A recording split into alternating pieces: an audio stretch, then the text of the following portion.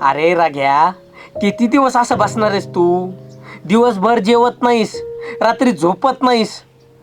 अरे गेली ती सोडून, लग्न झालं तिचं, सुखी संसार सुरू झाला तिचा, आणि तू बस असाच रडत.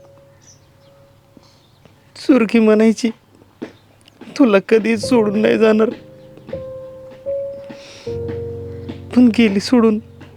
तिने सोडून गेली, तिला जावं लागलं. तो बाप बसला होता ना गुंडा घेऊन. अरे कोणत्या पोरीचा बाप तयार होतो लग्नासाठी सांग ना? तिचा बाप तयार झाला होता, पण तो बापाला हुंडा पाहिजे होता.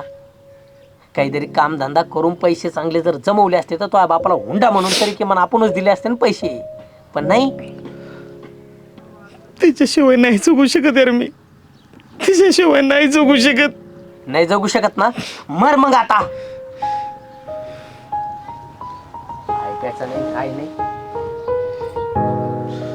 मरायशिवाय पर्याय नाही दुसरा. मी नाही राहू शकत त्याशिवाय, मी नाही राहू शकत त्याशिवाय. अरे येड लागलं काय तुला? मी नाही राहू शकत यार रावल्या, खरंच नाही राहू शकत.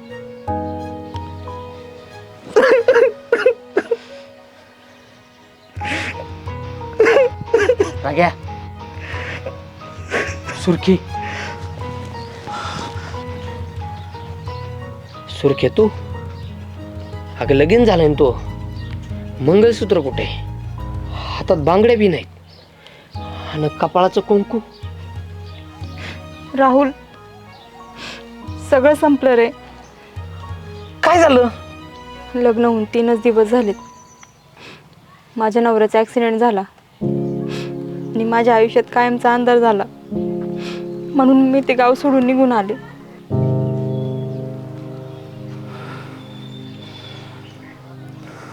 मग आता काय ठरवलंयस? रग्या, तू म्हणायचा ना माझ्याशिवाय नाही राहू शकत, मग आता करणं लगीन.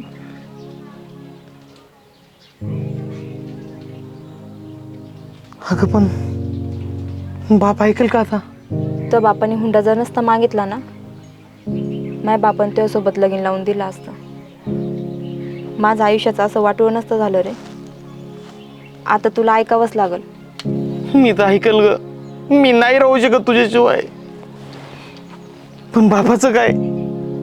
हे बघ रग्या, मला जीव देण्याशिवाय दुसरा काहीच पर्याय नाहीये. तू ठरव तुला काय करायचंय. चालले मी.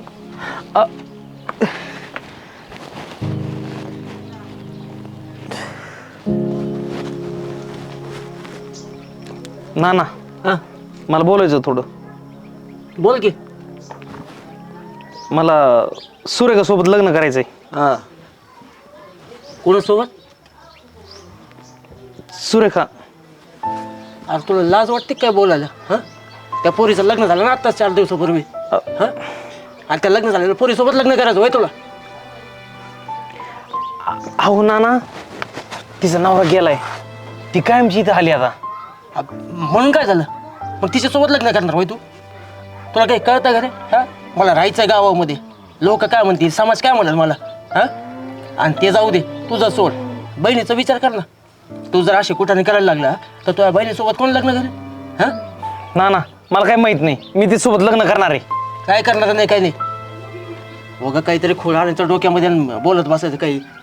हे बघ, तू जर माझं ऐकत नसेल ना तर परत या दाराचा उंबरा चढायचा नाही, सांगून ठेवतो. चल नाही घेतो, परत येऊ नको. काय ठरलं मग? नाना काय बोलणार होते तुला सांगायची गरज नाही. काय बोलले ते सांग. उगाच कोड्यात नको बोलू. मी कशाला कोड्यात बोलू? तू एक लग्न झालेली बाई आहे. लग्न झालेलं बाईशी लग्न करायचं असेल ना तर घरात राहायचं नाही, असं बोललेत नाना. मग तू काय ठरवलं?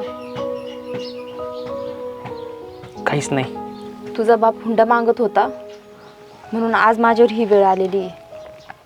आता तू सांग मी काय करू? अगं पण लोक काय म्हणतील याचा पण विचार कर ना तू. 3च दिवस झाले लग्नाला. लोक बाईच बोलणार, कारण अंगाला हळद लागली ना, पोरीची बाईच होते. बोलणारच लोक. पण मला असं काहीच वाटत नाही. उलट माझं प्रेम मला मिळतंय याचा मला आनंदच आहे. तुला जर खरंच असं वाटत असेल ना, मग लग्न करू आपण. लग्न? नाना बरं झालं तुम्ही दोघं इथंच भेटलात मला. सकाळी आला होता हा माझ्याकडे, लग्न लावून द्या म्हणत होता. पण तुमचं लग्न लावून दिलं असतं तर समाजाने माझ्या तोंडात शेण घातलं असतं असं वाटलं म्हणून याला नकार दिला मी. काय समाजाचे पण काही पद्धती असतात ना, काही रूढी परंपरा असतात, त्या धरून धरून चालावं लागतं. पण हे कुठंतरी बदललं पाहिजे ना. हा घरातून निघून गेल्यानंतर मग मला जाणीव झाली, या समाजासाठी मी माझ्या मुलाचं मन नाही तोडू शकत. म्हणून इथं आलो. आणि पोरी तुझी पण चूक नाही. तुझ्या बापाला मीच हुंडा मागितला होता बघ, माझी चूक झाली. पण आता ही चूक मी सुधारायचा प्रयत्न करतो. हा म्हणजे मी तुमच्या दोघांचं लग्न लावून देतो. आणि असं तसं नाही, चांगलं धूमधडाक्यात लग्न लावून देतो. फक्त तोपर्यंत तुम्ही असं भेटू नका, लोक नावं ठेवतील मला.